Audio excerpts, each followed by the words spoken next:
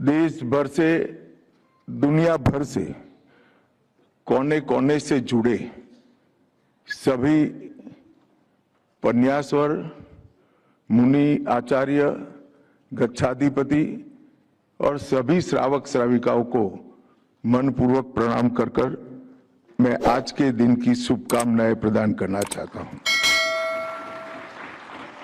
मैं जीतों को भी बधाई देना चाहता हूं, क्योंकि पूरा विश्व जब एक दूसरे को अपनी बात को सच मनवाने के लिए युद्ध पर उतारू है, उसी वक्त 9 अप्रैल के दिन यहां से शांति का नवकार मंत्र का जाप पूरे विश्व के कल्याण के लिए किया है, वो बहुत उपयुक्त है। मित्रों, ऐसे तो मुझे बोलना नहीं था, अंत में खड़ा कर दिया गया, मगर मैं जो अंत में बात करनी चाहिए वो पहले करना चाहता हूं। भारत के अंदर कई प्रकार के संप्रदाय, कई प्रकार के धर्म विद्यमान हैं और हर धर्म के अंदर मंत्रों का बहुत बड़ा महिमा रहा है। कई युवाओं से जब इंटरेक्शन करता हूं, आईआईएम में जाता हूं, कॉलेजों, यूनिवर्सिटियों में जाता हूं, तो आज का युवा बुद्धि प्रधान है, होना भी चाहिए। तो कई बार पूछता है कि मंत्र को रटने से क्या प्राप्त हो सकता है। मैं बड़े श्रद्धापूर्वक कहता हूं कि मंत्र जीवन को ऊर्ध्वगति प्रदान देता है, हमारे चैतन्य को जागरूक करता है, शुभ संकल्पों को बल देता है, और जब अनेक लोग श्रद्धा पूर्वक एक ही मंत्र का रटन करते हैं, तब न केवल उसका व्यक्तिगत, समग्र देश और विश्व का भी कल्याण होता है।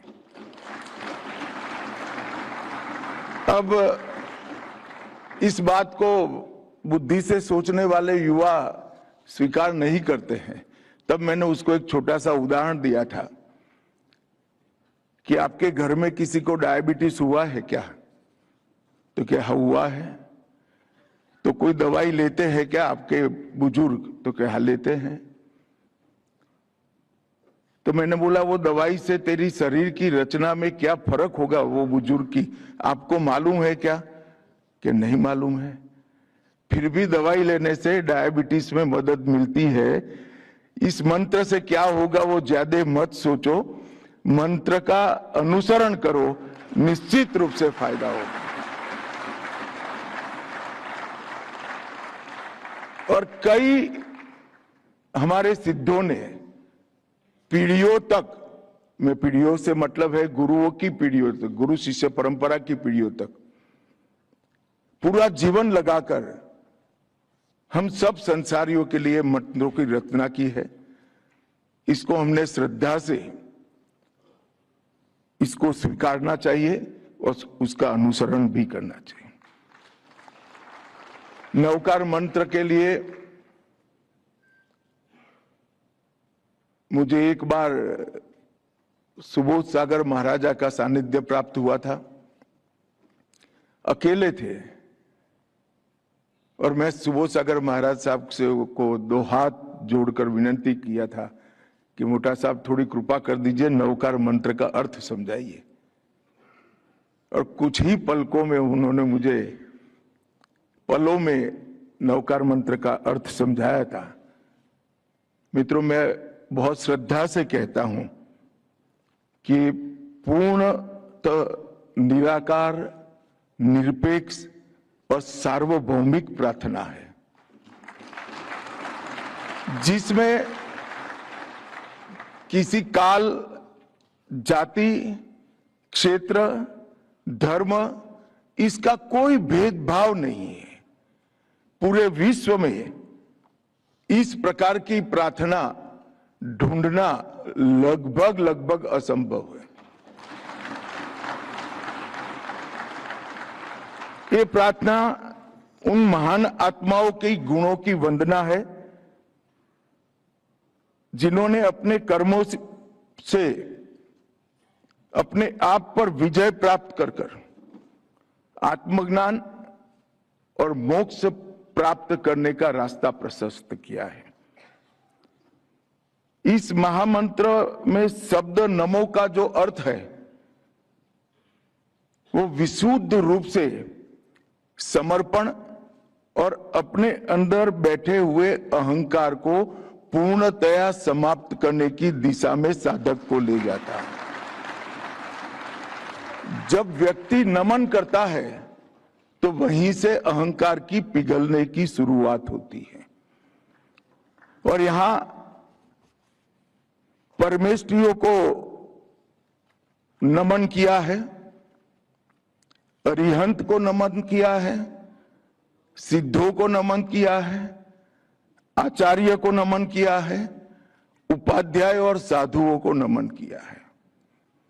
जब अरिहंत को नमन करते हैं तब अरि का हंत करने वाले को अरिहंत कहते हैं। जो शरीर के अंदर, मन के अंदर, भाव के अंदर, स्वभाव और प्रकृति के अंदर हमारे मोक्ष के कारण के लिए जो शत्रु है, वो शत्रु गुण रूपी है, उसका अंत करने वालों को अरिहंत कहते हैं। जो आंतरिक शत्रुओं पर विजय प्राप्त कर लेता है उसको अरिहंत करते हैं।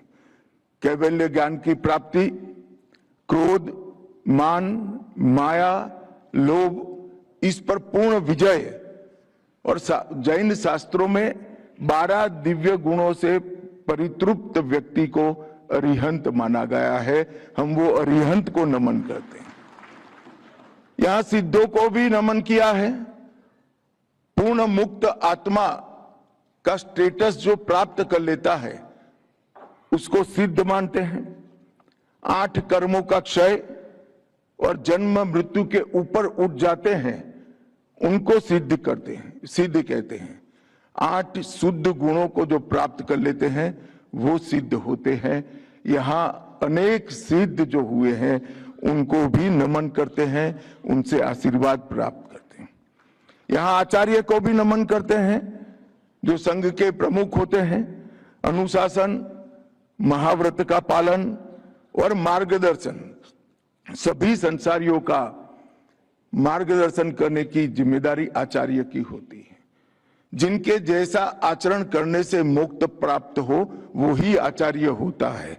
और 36 गुणों से युक्त जो व्यक्ति हो जाता है उसको आचार्य पद की प्राप्ति होती है। यहाँ उपाध्याय को भी, शिक्षक संत को भी हम नमन करते हैं। शास्त्र ज्ञान का अध्ययन और उसका प्रसार करने की जिम्मेदारी है और उनके लिए 25 गुणों की प्राप्ति करने के बाद ही वो उपाध्याय से आगे बढ़ सकते हैं। और साधु, तपस्वी और साधक संयम, त्याग, महाव्रत और तप का पालन करने वाले के अंदर धीरे धीरे सैन 27 गुणों की निर्मित होती है, उसको हम साधु कहते हैं। तो ये परमेष्ठी को नमन करने का ये जो मंत्र है और इसके पीछे भाव है कि 5 परमेष्ठियों को 2 प्रमुख श्रेणियों में बांटा गया। एक देव की श्रेणी में जो मानव, सामान्य मानव से ऊपर उठ गए हैं, अरिहंत और सिद्ध होते हैं। और गुरु जो आचार्य, उपाध्याय और साधु होते हैं वो गुरु कहलाते हैं। ये दोनों श्रेणियों की 5 प्रकार के विशिष्ट व्यक्तियों को नमन कर उनके गुणों को उनसे प्राप्त करने का आशीर्वाद मांगना, वो ही नवकार मंत्र का मूल सिद्धांत है। मगर मैं फिर से एक बार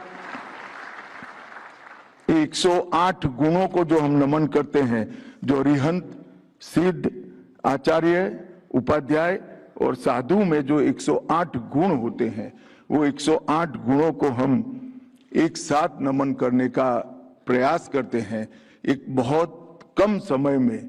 मेरा युवाओं से आग्रह है, इसका अर्थ तो कोई पन्यास मुनि आचार्य भगवंत या गच्छाधिपति का योग आपके जीवन में बन जाएगा तब समझ में आ जाएगा, मगर तब तक इसको छोड़ना मत।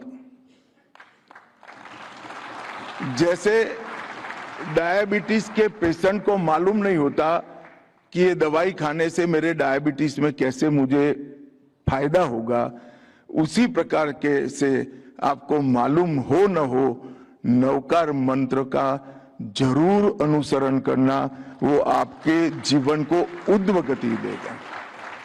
और हजारों वर्षों तक 24 तीर्थंकरों और उनके अनुयायियों ने ये मंत्र की रचना करने में लगाए हैं।